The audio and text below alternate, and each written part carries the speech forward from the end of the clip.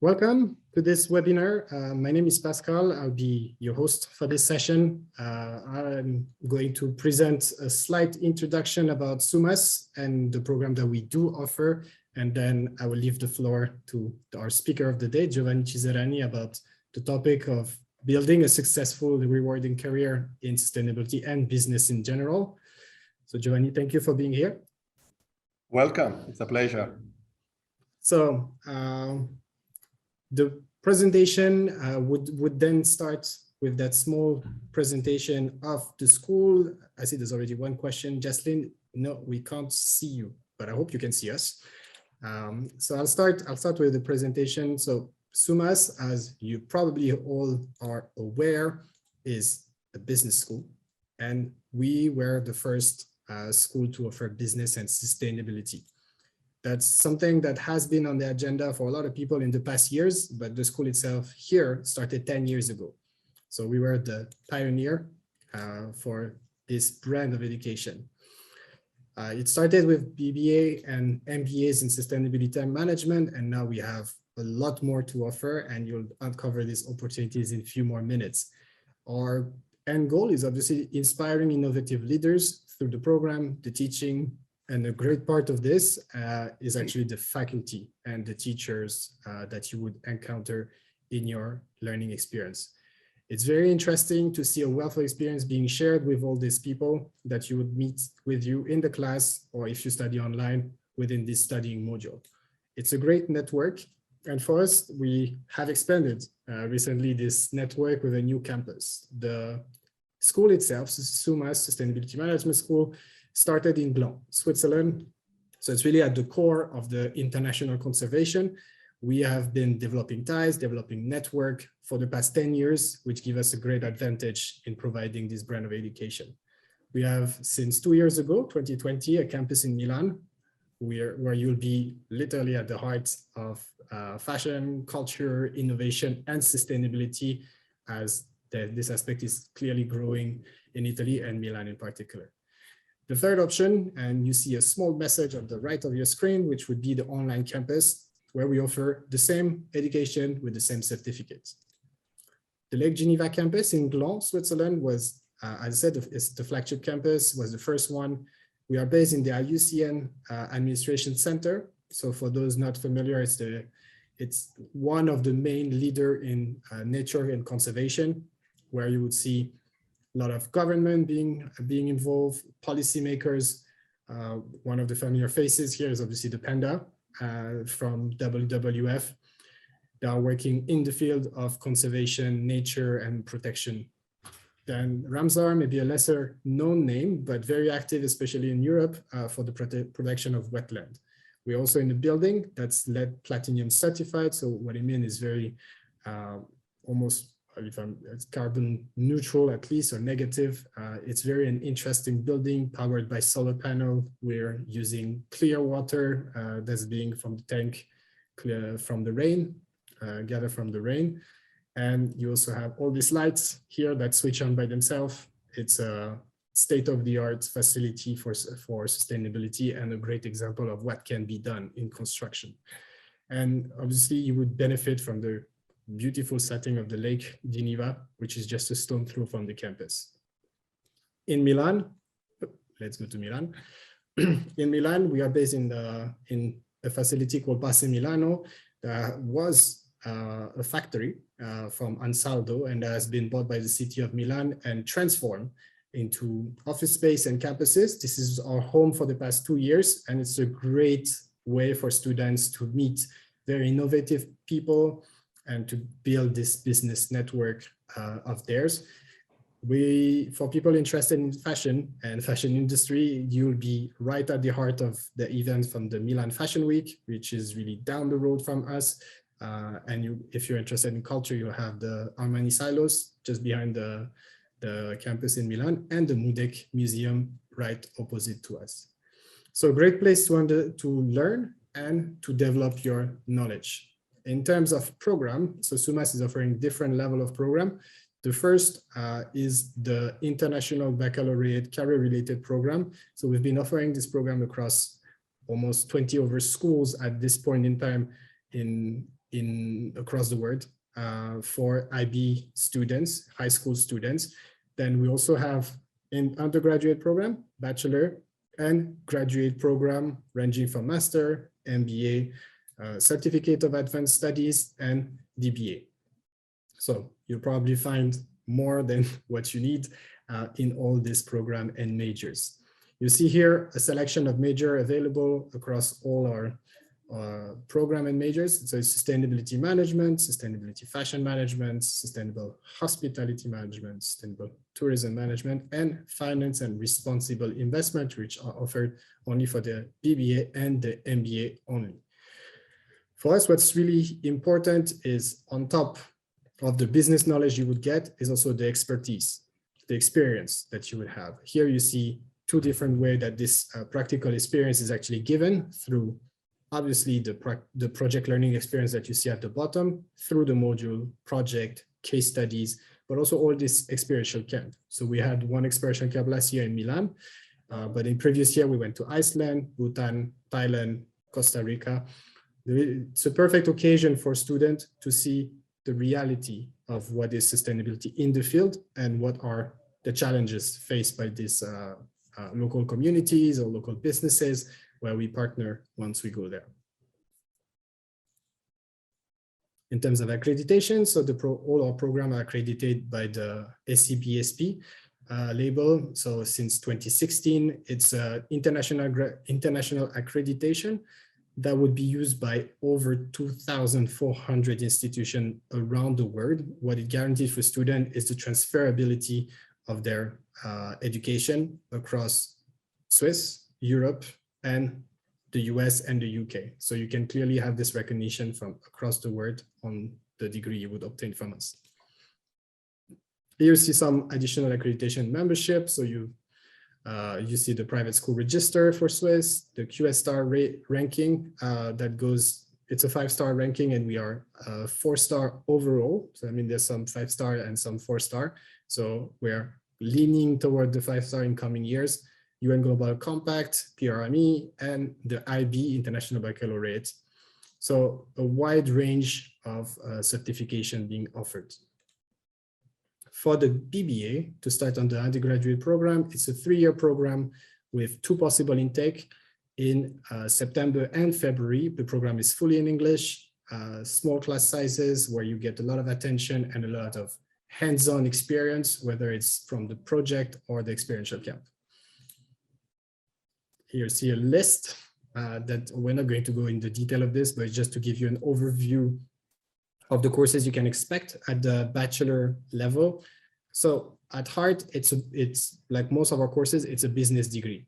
It would help you to make business, whether sustainability or not, but definitely with the additional aspect that you would have in your major, then whether it's sustainability management, hospitality, finance and responsible investment, sustainable fashion or tourism, you would definitely be well equipped to work in, I would say, almost this triple degree that you would get in sustainability, hospitality, and business management. This degree being threefold, you also see in the core some obviously familiar name, human resources, macroeconomics, leadership, but also very innovative programs such as digital transformation. That's been a huge talking point, a bit of programming, well-being, healthy lifestyle to better understand the needs and wants of the customers as well, and to understand yours as well as an individual. So very interesting degrees and knowledge that you would gather from SUMAS. Then I'll go to the Master of Arts in Management. So this program on campus is a 1-year program. Online, it's an 18-month up to 3 years program. So you see the pacing is slightly different. The degree would be exactly the same, and you can decide how much you want to pace it. So the on-campus is a day course. So students would come in classes Monday to Friday on campus, and you can expect around 21 to 24 hours of classes. Online, it's almost self-paced, fully asynchronous program, and you can choose to take 2 to 3 course every term. And we assume that the time commitment is around 6 to 10 hours. So fully manageable for working professionals. That would be the same for the MBA. But first, the majors that you'll have available for the master, you'll see sustainability management, fashion, hospitality, and tourism. Then the second graduate program would be the Master of Business Administration, they're mostly known as the MBA. The time frame is exactly the same as the master. On campus, 1 year with 2 intake, February, September, structured in 2 semesters. That you could be doing if you were around. You could do 1 semester here and 1 semester in Milan. Here, sorry, I'm based in Switzerland. So here in Switzerland or in Italy, and online the same way, 18 months up to 3 years. The majors available, you see sustainability management, fashion, hospitality, tourism, and finance. Now we get to the more specific graduate program, the Certificate of Advanced Studies. So it's 5 to 11 months, and it's a small program that would just focus on module delivered for sustainability specialization courses. In this specialization, obviously, you will find again the 5 different major that we do offer, and that will give you very focused learning. And usually we have up to 2 or 3 intake per year. And for these, you should get in touch with us in the recruitment team to actually better understand when you could be starting and which module you could be learning. Finally, the Doctorate of Business Administration. So it's a 3-year program specifically designed to study in parallel with professional work. And it's really research focused. That the DBA is an equivalent of a PhD, but really for people that want to create actionable content in the field of business and sustainability. We would usually ask students to come with a research ID that we would work with them over that first year. You will get the knowledge of how to create a research paper, and we would help you with this. And for the second and third year, then you'll be working on actually creating the content. Finally, career and sustainability, which I think is a topic we will be discussing a lot more after my presentation. So I won't touch it too much, but you see ILO is predicting 24 million new jobs by 2030. And I feel like the key word in this is really new job. Like we're not talking of someone that does accounting or finance plus the sustainability. It's really new job title, new position being created. And we see this in our alumni, people that would work in company that have been in business related position that would then work in sustainability role because they have the skills, and most of the companies are now demanding these skills, the skill set, the toolbox, the toolkit that they would have obtained during their studies. So you can expect a lot of opportunities on the job market. And you see in terms of search results on LinkedIn, it was 56,000 hits for 2017 and 163 2021. A few weeks ago, I actually ran that search, and in the month of February, we were over 180,000. So definitely it's not something that we would be moving backwards. We would be asking for more and more sustainability in business because company demands it, regulation would demand it, and the customer is now requiring companies to actually make an effort. So here you see different roles, sustainability analyst, transition manager, procurement manager. I think the best person to discuss all these different positions in career would be Mr. Ciserani. That would be best, and definitely that would be touching all these different topics of how you can go from one to the other. I would just want to detail a bit maybe the CSO, the Chief Sustainability. For one thing is literally taking today a degree in sustainability is almost a shortcut to this kind of C-level position because there's not a lot of experts in the field. And clearly like there's a gap. Whether you want to be a CFO, believe me that there's a lot of finance or accounting graduate. So yeah, there's a lot of competition, but people that have knowledge, expertise, and experience, simple as that, even if it's a practical experience on case studies and project, are very in demand, and you would get a head start on this. So you can also find different type of functions, so that there's a very heavy slide on text. I'm not going to read all this, but the point is there's two ways. There's people that would be assuming function in sustainability function in companies that would be then building out specialty departments. Well, Stella McCartney, I'm not that surprised. HSBC, Richemont down the road, Microsoft have this kind of specialty. And you also have all this, I would say, green economy or green companies that would have sustainability, but not only, also business role for people with that focus in sustainability. In terms of careers and employability, so today is one of the talk that you can have, but there's also a lot of incentive for you to hear from us, to take part in career fairs, hear on personal guidance from our career executive here. There's a lot of opportunities, like for us, for example, I'll give that example, but being part of that IUCN community, it's also creating that first exposition for students to learn more about what they could be doing and understand what is available. We also get a first pick because we get on their mailing list for job opportunities. So a student can also expect us to provide some exposure to what are the opportunities. But believe me, you would see more and more in coming months. I'm not going to take too much longer. I'm back full screen. And I think what would be best is actually to leave the floor to you, Giovanni, and to explain to us what you think would be key elements in building a successful career. Wonderful. Thank you, Pascal. And hello, everyone that is connected with us today. Couple of words about myself.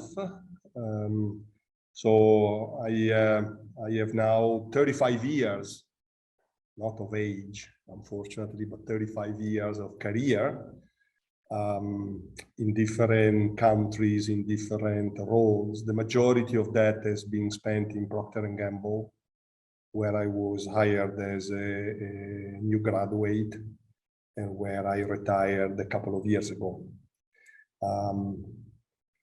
My last role was the role of group president of several of the P&G businesses around the world.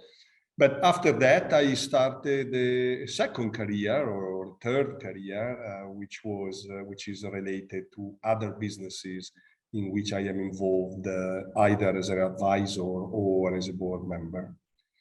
So definitely a lot of experience to bring today. I hope you will find these of some help. The best part is always the Q&A, so please don't hesitate to send Pascal your questions so that we can try to make it a bit of a dialogue. Usually the best part is the dialogue. Don't refrain, don't be worried about your questions. The more direct, the more provocative, the more difficult the questions are, the more fun it is for everybody. I do realize that in the audience, there is a mix of people with different needs. Some of you are prospect students and therefore young and in need of understanding what is the best way to get started with the bachelor. Some others of you already have some work experience and you are maybe interested into the master or the doctorate, and therefore your definition of career might be slightly different. I will try to address a bit of both, but please, in your questions, go as deep and direct as you want on some topics. So let's start. I have a few notes here, but as I said, I want this to be really a dialogue. First of all, as you might have noticed, I have decided to title this dialogue as how to build a rewarding career instead of the usual definition of a successful career. Successful, unfortunately, is mostly related to money, title, financial compensations. Rewarding is a broader concept, which includes the job satisfaction, being appreciated, the people that you get to know, the personal experience that you take out of these. And in fact, my first point out of 4 or 5 you want practical suggestions that I have, the first practical suggestion really is take some time to define what rewarding is for you. We are not all the same, thanks God. We are very different. I have met a lot of people that were unsatisfied with their career. I have met a lot of people that were fully satisfied with their career. As I was preparing for this presentation, I realized I have probably mentored several hundreds of people throughout the 35 years. So I have a case study quite broad of what worked and what did not work. One of the biggest problems has been people not taking the time to define what rewarding is for them and discovering late that actually what they were doing was not what was giving them satisfaction. It was not what they were looking for. And then that requires a redesign of your career, which is always sometimes, can be sometimes complicated. So rewarding, of course, is a portfolio of different things. The first thing that comes in mind when we think about rewarding career is the financial part. So, of course, we all need the money to live, and the financial compensation is an important choice. I can tell you something that might maybe trigger some reactions.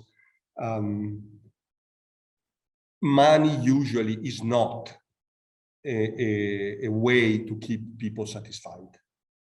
Money is needed. Money is an important component, but I have rarely met people that were paid a lot to do a job that they did not like and they were happy. I have met many other times people that had job that they love with a good compensation, and that was much better than the first group. So money is needed, but cannot be the primary reason for most people to be satisfied. Titles are important. Many times career is measured on how quickly you get to a certain level. And of course, that level brings the financial part as well. But again, is not sufficient to make a proper choice. So if we give for granted for a second that money and titles are at the base of the pyramid, so let's give them for granted, what are the other things that are important? The working environment, the people you work with, the culture of the place, the smell of the place is becoming more and more a distinctive element. There are some organizations where the smell of the place is very authoritative, is very strict, is very controlled. There are many other environments I have seen where the smell of the place is very open, very collaborative, and very innovative. So the culture that is dominant in an organization is an important question to determine the fit into that place. The rewards, the fact that your job and your contribution is recognized publicly is very important. People that do a good job like to know they have done a good job. People that do a good job and the merit is given to someone else hate the fact that their contribution is not recognized. The learning experience. Are you going into a job which allows you to learn new things, where the growth is fast? And by growth, I mean the possibility to get new experience, try new things, trial and error, make your mistakes, but come out stronger. is very important. So you can see from these few sentences that normally we immediately think about money and titles, and I don't deny that they are very important, of course. But there are many other things like the working experience, the culture, the smell of the place, the principles that are applied, the being recognized for your contribution, the being exposed to new experiences that are becoming the work-life balance. The work-life balance is in your generation becoming more and more an important need, and not because people, sometimes I get nasty comments like, when I was young, I was working 12 hours and now the new generation doesn't want to do that. It's not like that. The difference is the new generations have more interests that maybe were available when I was at your age. So they want to have the time to dedicate to other things that is not only the job. Therefore, the work-life balance, or better said, the possibility to have other interests beyond the work, is becoming an important element for people to make a choice. So, first point is take your time to think through what is rewarding for you out of these dimensions that I have cited, which are those that are more important to you. And when you start a job or change a job, try to compare what the new opportunity is versus what your needs are. Then, of course, the second point has to be with education. Education has many roles in our society. For sure, there is a role of personal growth. For sure, there is a role of socialization and networking, but education is the first step to start a career. So it is important that you choose something that fits with your definition of what you want to achieve. And here, a few things I have learned. One is follow your passions as much as possible. One of the most common discussions is the one of my parents believe I should do this, but my passion is something else. Or I have chosen this education because I thought it was more prestigious, but actually I did not like it. It is very difficult to spend 3, 4, 5 years in education in something that you don't like, something where you don't have a passion. Now, of course, it would be wrong to say the passion is the only thing that matters.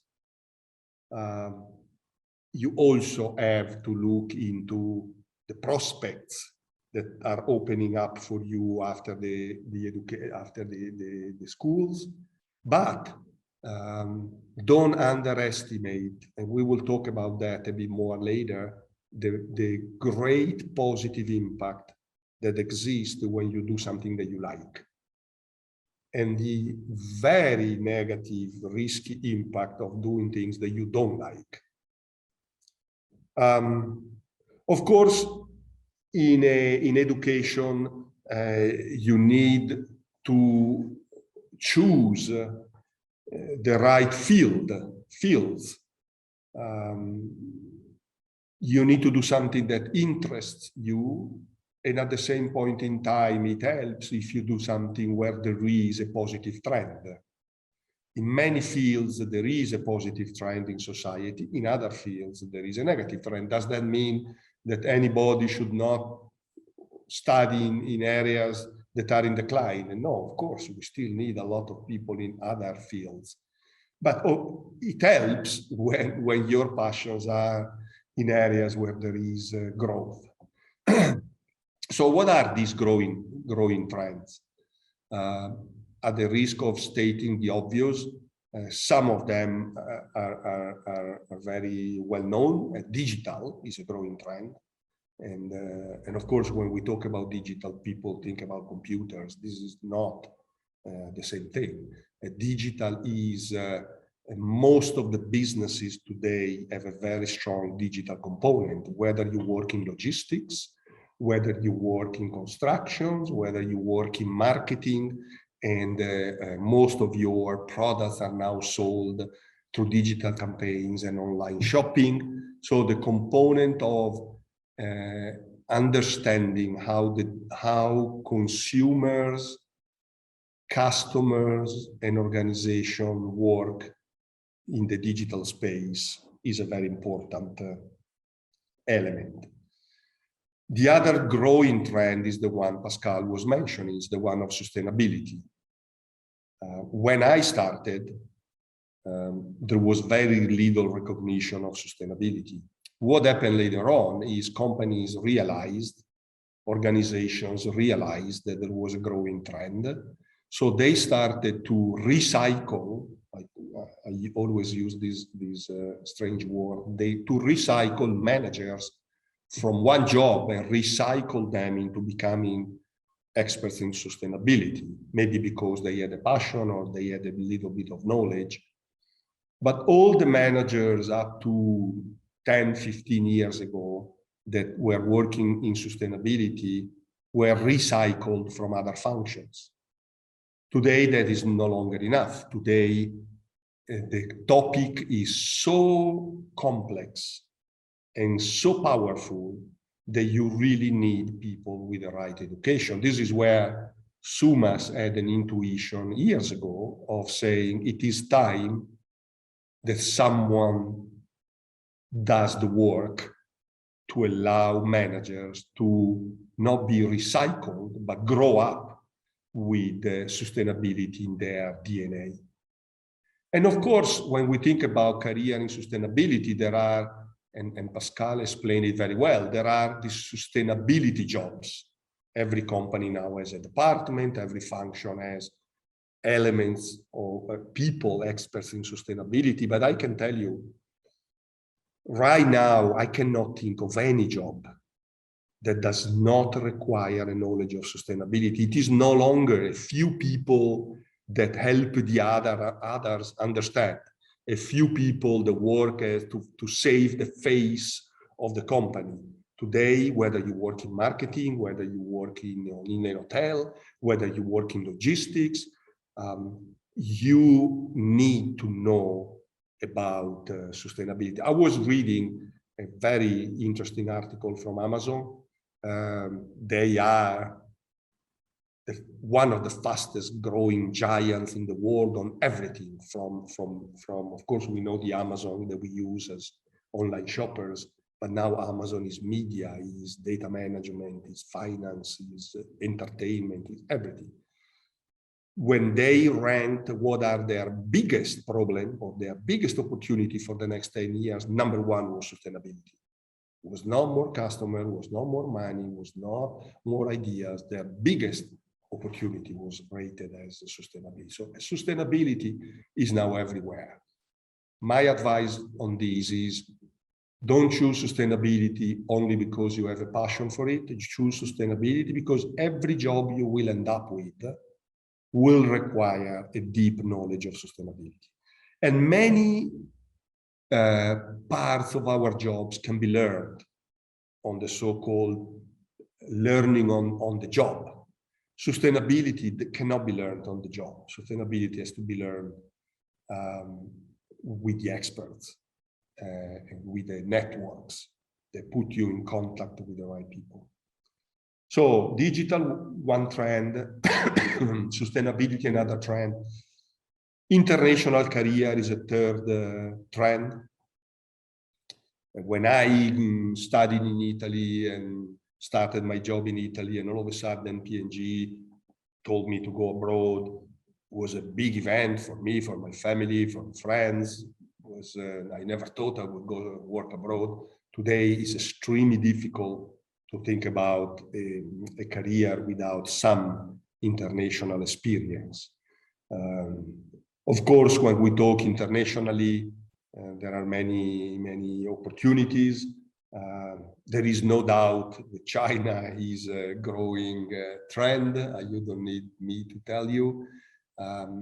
But there is a very growing needs of European leaders with European multi-country experience, as Europe is trying hard to move into more integration within the countries. That is the knowledge of more countries around Europe is becoming essential. Canada continues to be at the front edge of new things and innovation. Of course, I don't need to tell you about the US, but the point being, there is no doubt that if your interest and your family situation allow to think about international career, that helps. So having talked a bit about defining what is rewarding for you, having talked a bit about education, we talked a bit about trends. I want to talk now another area which is close to my heart. This is the concept of investing in your strengths. I don't know if you agree with the sentence I'm about to make, but in many ways, society has created a system, an incentive system, where most of the feedback that we receive is the feedback on things that we need to do better. So sometimes our parents tell us what we need to do better. Sometimes at school, the teachers tell us what we need to do better.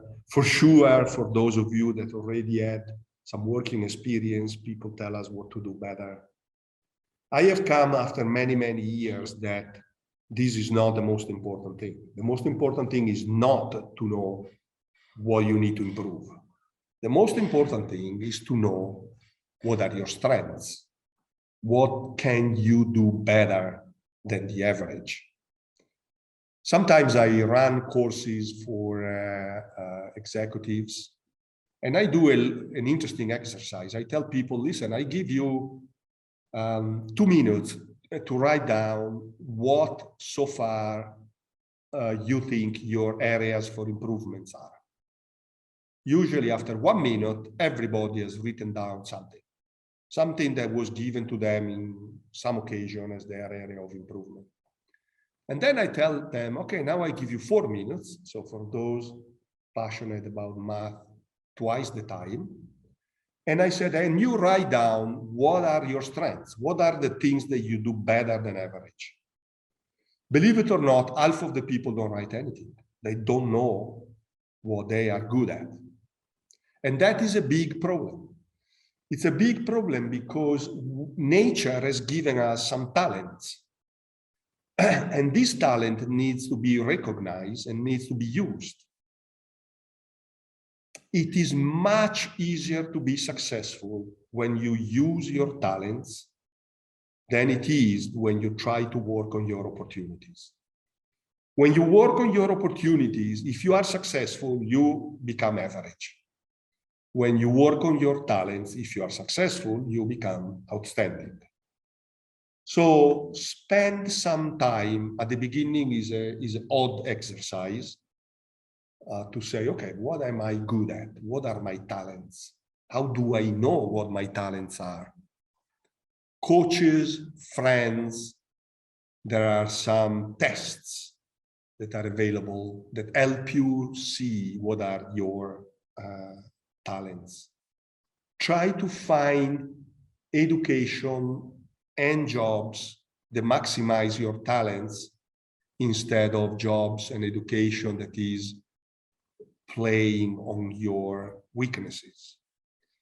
Working on weaknesses is not fun. Working on talents is a lot of fun. So I strongly encourage all of you to think through how do I choose an education that not only follows my passion, but also follows my talents. If you are in doubt, ask, as I said, your friends, ask if you have anyone that is willing to coach, for sure, SUMAS has plenty of people, me included, that can give you feedback on these things. But I think it's a very important area.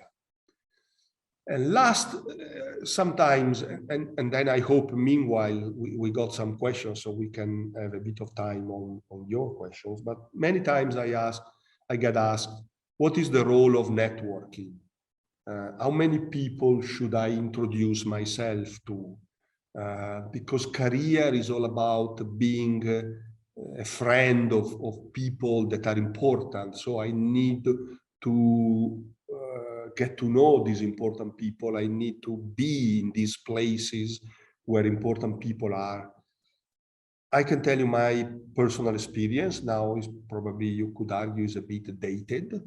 So that is fair. I accept the feedback. But I have never been meeting people only because I needed them for my career. I've never been in clubs. I've never been in golf courts. I've never been in circles of excellence of posh people. I've never done anything of that. I have had a network, but I have chosen my networks based on people that I thought could tell me something interesting. People that I thought had an experience to share with me. People that I thought had a real interest in my growth. So network, people that were honest with me, people that would give me real honest feedback. So very important to think through which networks are interesting to you. Of course, there are, so this is not to say the networks are not important. This is to say, choose which networks, which characteristics of networks you are interested in.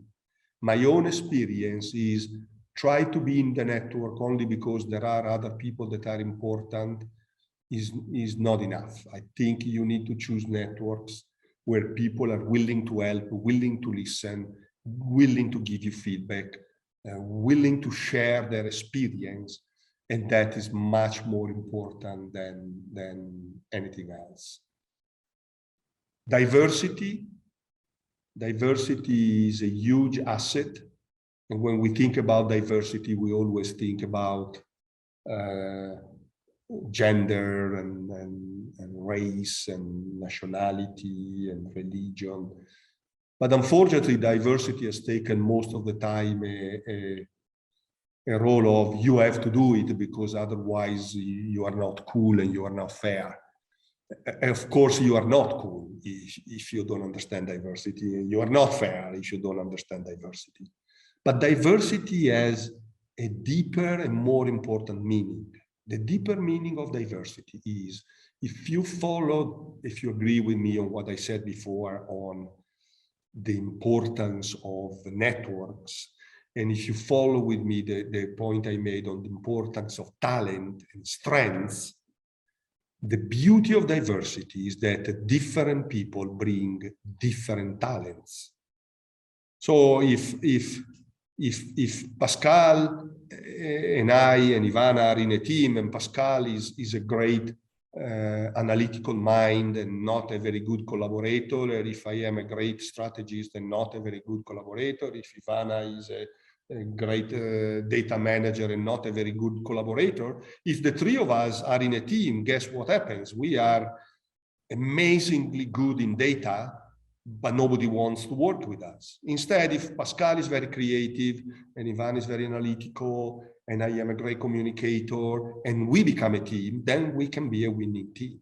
So teams are made by people with different strengths, and different strengths are born with different people.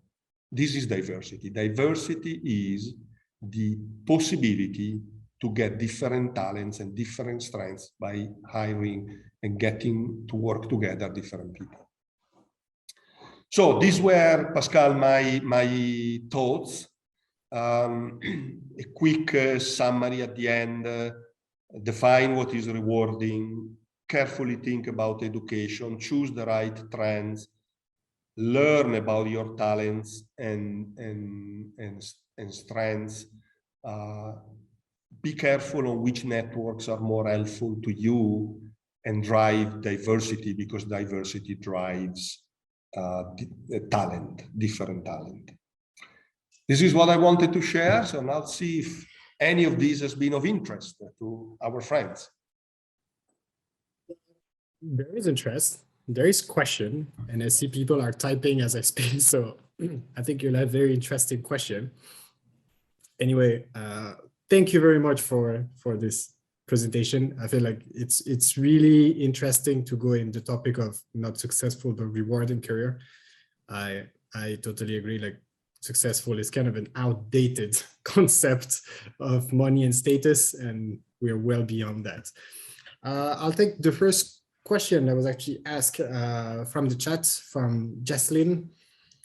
So Jesslyn was asking, going back to the education topic, I wanted to ask if I could study business later in university if I have taken no subject related to business at school. So that means, is it possible to study business if you have never studied business before? If you choose the right university, yes. I have had, I can tell you, I have had a lot of people that studied business coming from arts, coming from philosophy, coming from medicine. Before the bachelor, your education is needed to open up your mind, to give you some tools. It is with the bachelor that you start going in depth into certain topics. So all my experience would be, don't worry at all about what you studied before, but of course, choose a university where there is diversity of people coming in from different fields, because these universities know how to welcome people with different background. Is the concept of diversity. There are some universities whose criteria is numerical. You have had to pass at these, with these numbers, with this test, in this number of years. Nothing wrong with that. There are other universities that are as a entry requirement, which experiences you made, which kind of person you are, what are your values, what are your interests. This university couldn't care less about what you studied. They will ask you who you are, what you want, and how you work with other people. So in that sense, I said personally, I don't think it is a problem, but you have to choose the right place. So I would just add one thing, because that kind of echoes something I've heard when I did higher education, where one of my teacher was actually saying, you know, we are in university, usually you learn to learn, because it's a continuous process. And the major you would pick would probably shape how your brain works, but that would not probably define, especially nowadays, like we're all changing careers. So they'll probably not define. They'll give you an idea to where to start, but definitely not define everything. Yeah. So next question from, I'll try not to butcher your name, Itai Frankel, that was asking, as someone who was not attending SUMAS for school, what do you recommend doing during my studies of business management to get more into sustainability? I have one take, join SUMAS. Otherwise, I'll let Giovanni answer. What do you think he can do more on top of his business studies? Well, the obvious answer is find a way to learn about the topic. You can learn through many different courses. The real difficult part is to be in touch with people that know the subject.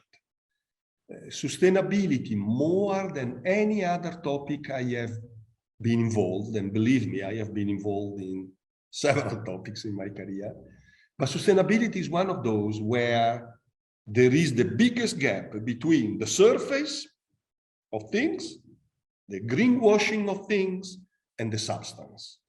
If you study medicine, there is no way you can be a doctor at surface. Either you know how to cure patients or you don't. Now, some can be better than others, but on sustainability, a lot of people that talk and don't know. So you need to find a way to get experience on things. That is what Pascal was saying before, is not only the books exist. Plenty of books exist. Plenty of teachers exist.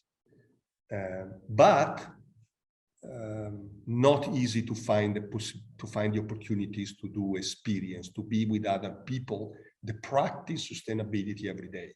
So to answer your question is, you need to find a way to practice the topic. I would just add, there's, as you mentioned, like there's just so many resources available. Reading is one good way as well. I have a connecting almost question to this from someone that remained anonymous. I'm not going to share the whole background of the question, but someone that's looking at for the certificate that we have. So for those that have seen, like I presented very briefly, the certificate that we have focusing on only specialization courses. And that is wondering, actually, based on our courses, does the course itself that we do offer at SUMAS provide tools, knowledge that can be directly, concretely applied in the workplace? So it's just, are we focusing on theory? Are we giving practice? Because he's mentioning actually what we were saying, like there's so many short courses online, so many like bits and pieces where you can, you send your credit card and you just download the degree at the end. That would just give you additional knowledge, good or not, but is really looking for something that would give a competitive advantage. And he's working currently in sustainability because that's an interest of his. And you just want to see, like, for example, would a certificate, would some of the module that we are offering at SUMAS would have applied knowledge, or I would say, something you can get directly from the lecture to be applicable directly on the field. But Pascal, a question, I think, tell me if I am correct, I was talking to one of your students that is actually not doing a bachelor here, but they do some courses. They have put together a few courses that they were interested in, and they have added those to their other education. So to answer this question, you don't need necessarily, if you are already studying something else, but you want to pick up some of these topics, you can also ask SUMAS if they are available on some selected modules, no? Yeah, okay. This is correct. I would say for me, knowing a bit on the detail of the program, I will answer that question slightly differently. It's think of it this way. We're having this certificate, we're having this module, and for us, sustainability, it's not like it's not science, it's not black and white. It's always, as you mentioned, Giovanni, it's really like the practice of it, the people you meet, the experience you get. And like the writer of this question is someone that works in currently sustainability, but I really feel like what we offer in specialization module is giving an incentive of joining these classes, simply because the content that you would have, it's also something that's been refreshed, that's been reworked, that's been thought of by people that have years of experience. I'm thinking, for example, of Dr. Hans Bender that does sustainable innovation with us, like someone that I guess a doctor in science, but has vast experience also in business. And these are the people, as you mentioned, you learn from these people, you learn from their insights. You also have people that are still very active in the field. So definitely the teaching that they would be imparting is clearly oriented to what are we doing currently to solve this problem? What are the business practices that we can set up? to make this a better place overall, and to get you additional knowledge and that practical, actionable knowledge. So I hope that answered that question that our anonymous attendee had on this. Another one was actually post-graduation, which is interesting because obviously studies, we can have everything under control. Career afterwards, it's always how you get started. I can understand. Thanks, Alessandro, for this question. The question is really, I'm going to read it out loud, how to get started with working experience after graduation. Many interesting job opportunity require working experience, even only to apply for the position. Is there any tips, tricks that we could impart to help them during the process? Anything you have in mind? Yes, of course it helps if your education is in high demand. I think I was looking at some of your statistics at SUMAS. We didn't have many people that finished and could not find a job, actually, the other way around. But get started even with internships. Internships are very important because they give you a taste for what a working life is. And even though it's not a previous working experience, many employers look at people that have done good internships as an advantage versus having never showed up in an office. So I think one criteria to choose a university versus another one is also the help or not that the university can give you to find internships. So internships are both for you and for the future employers a great way to get started. Second possible idea is integrate your current studies with something more that can be helpful to find the first job. If for some reason you ended up in these fields that I said are declining, where there is more supply than demand, it's never too late to integrate what you have done with a few other things that allow you to enter into new fields that are more faster growing. What not to do in the first job is look for money. It's not in the first job that you will make money. The first job has to be a place where they are willing to teach you something, where they are willing to invest on you, take the time, because no matter how good we are after studies, we don't know anything about the work. It's a completely different thing.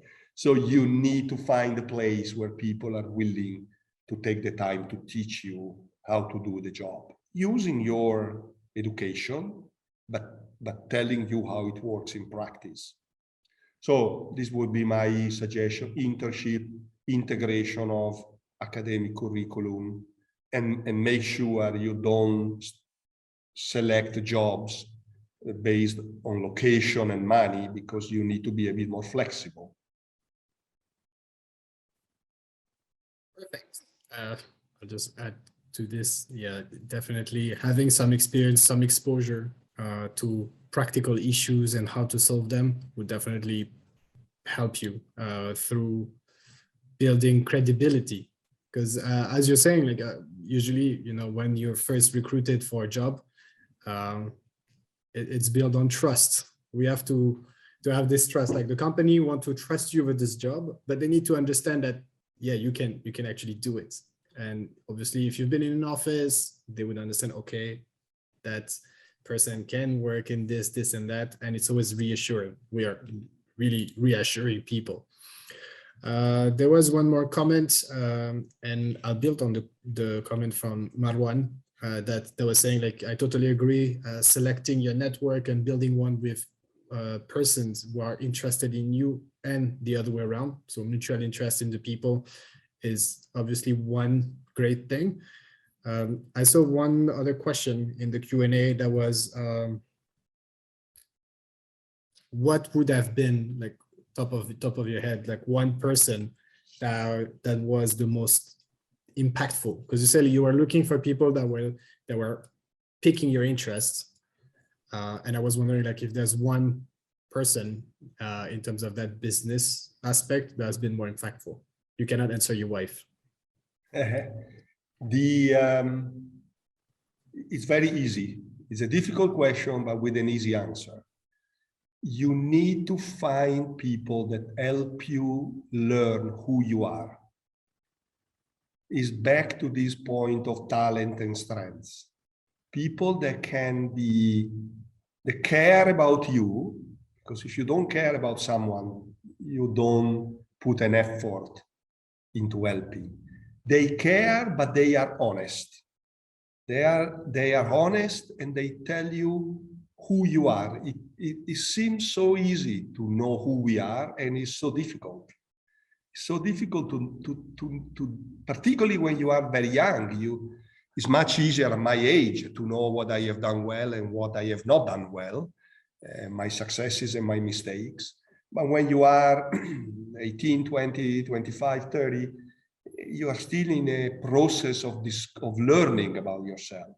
So the best people I have encountered were those that added meaningfully to the awareness I had of myself and what I could do well and what I could not do well. They can be anyone that fulfills that role. That could be a mentor, at least someone that shows interest in being honest about what you do, what you can do, where they can take you as well. Someone that knows you enough, someone, of course, it cannot be someone that you have met 2 times for an hour, someone that cares about you. It doesn't have to be a famous person, it doesn't have to be a striped person. It has to be someone with experience and ability to understand people. There are certain people that are the best in understanding other people. It's not a common quality, understanding other people, because you need an outward energy, the willingness to understand others, versus all the focus on yourself and what do I need to do and expressing my point of view. You need that outward energy, which is not difficult, not easy to find.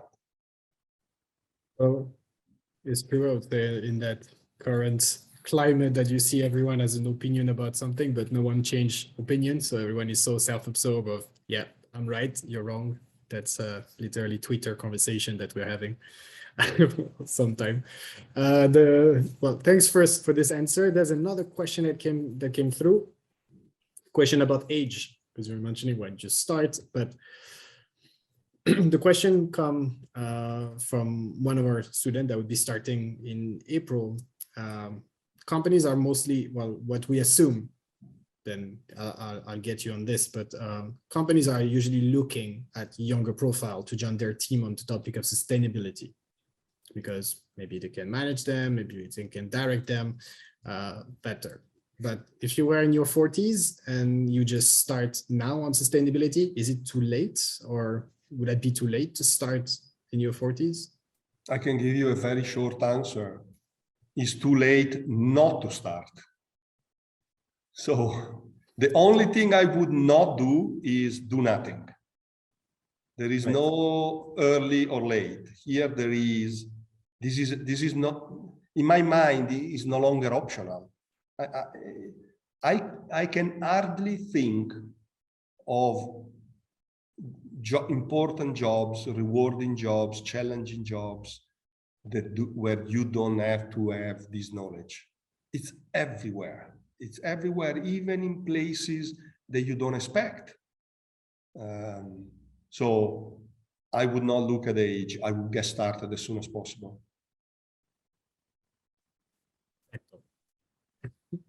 So yeah, no, I agree on this, and just to put some more emphasis on this, like that's also what I've heard from some of the students that, you know, that get in touch with us.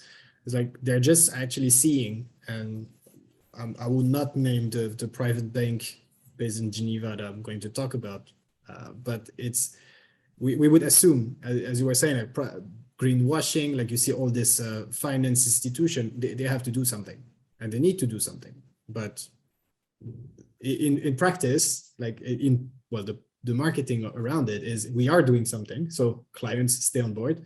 But what I've heard is, yeah, they're actually scrambling in the back of the house to just actually see, like, how are we doing this? And one of the current students that we have starting this April on one of the program was saying to me, like, I worked 20 years in developing business knowledge, business intelligence for a wealth management bank, and I'm just realizing, like, these people are starting to create sustainability. And is also, like, as mentioned by the previous question, someone that's in his 40s.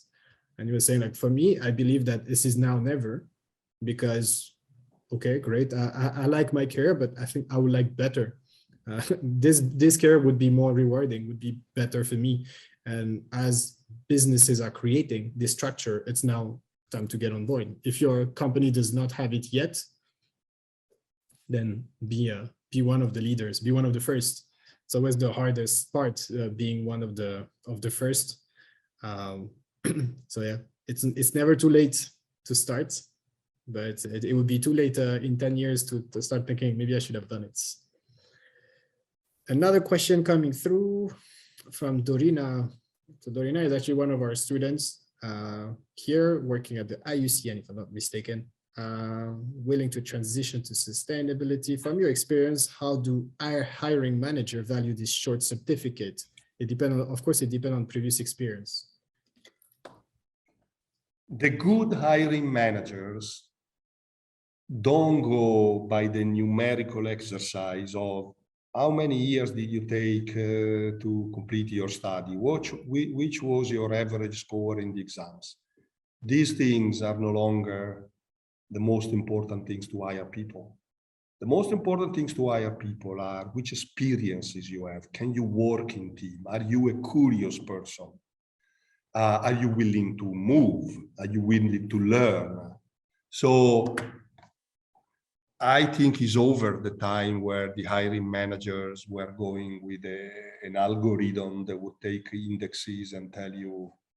I think today organizations, companies look for real people with a character, real people with a talent, people that can work in teams, diverse people with diverse interests, with a diverse attitude. So I really wouldn't worry. Well, of course, does that mean that Gianni said it doesn't matter if I have a good average score in my exams? No, I didn't say it doesn't matter. I said it's no longer the most important thing. I agree. I would say, well, maybe in that case in particular, once you have already previous experience, this short certificate can put this experience in context. I would say maybe for younger, I'm not going to include myself in younger, but you also have this huge algorithm hiring process where people are kind of squeezed through algorithm that say, okay, well, they just pull one and they say, well, this one is the best candidate for your position. But I'm a believer in experience above everything, or like experience. And I'm not talking about work experience, but life experience as well. As you say, people work abroad, have learned something, have different interests.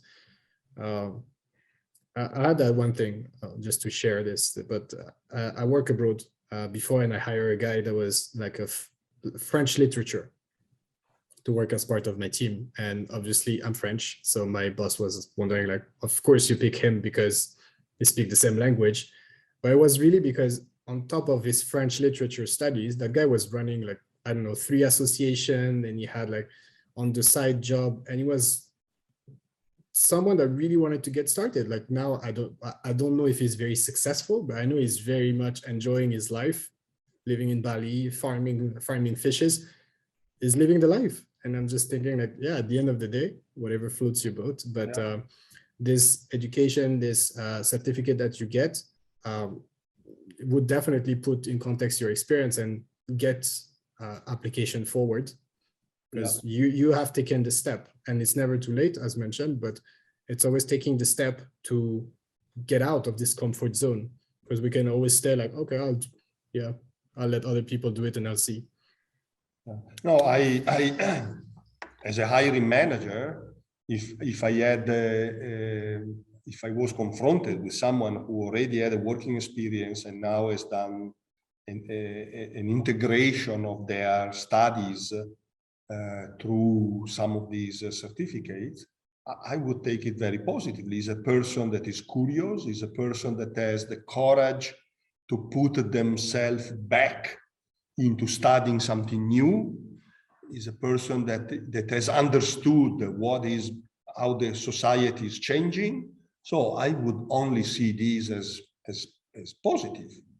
Now, this is an opinion of one, but as I said, the world is more and more looking for these curious people with a willingness to learn new things. It's a team of two then on that hiring process, but yeah, definitely I'll be on the same. There's another question that came through the chat from Ariel. So thanks for the question. How do you balance getting education with what I would say with the rest of your life? The question is really, would you do a master's straight after your bachelor, or would you maybe work in a bit, get some additional experience in between, and then go back to studies?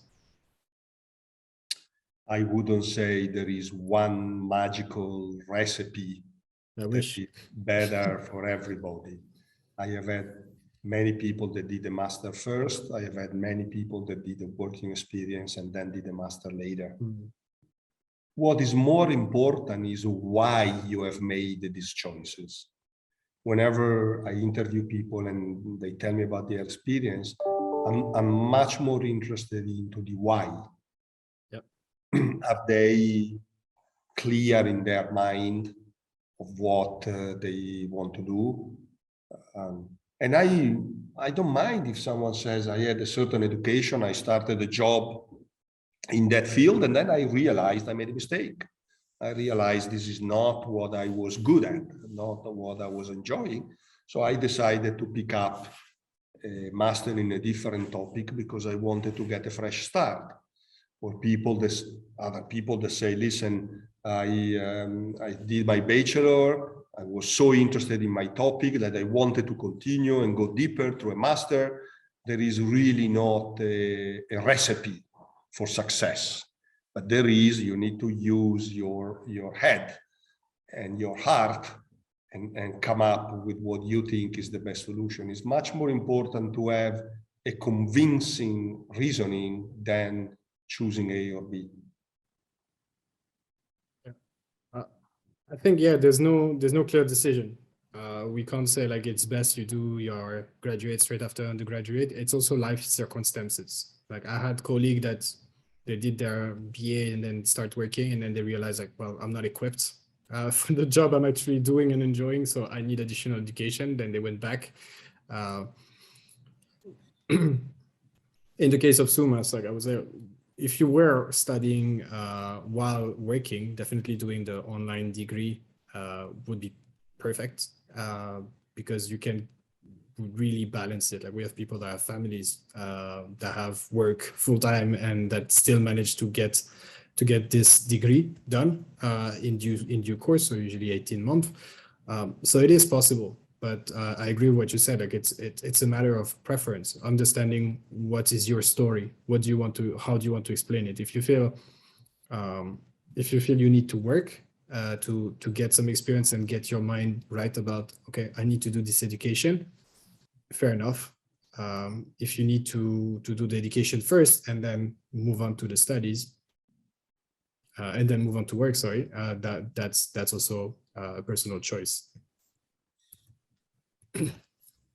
I think we're kind of running out of questions. So if there's any additional question, we can probably take one more. If there's more than one, if it's a short answer, we can probably do so. Otherwise, we'll be answering this question afterwards. You can always write them down and I'll get back to you. Anything else? But anyway, well, for me, I thought it was very informative because definitely in the grand scope of things of financial status, success, I feel like we had also this LinkedIn that did this green skills survey a few months ago. Actually, it was published, I think, earlier this year, that found out that people working in sustainability role had a job satisfaction around 82%, mostly because they find the job meaningful, they find the job interesting, and if you feel, I feel like it's always the best, like if you work in something that you like, that you find yourself with a purpose, and it's always easier to be more productive and to be more happy actually going to work.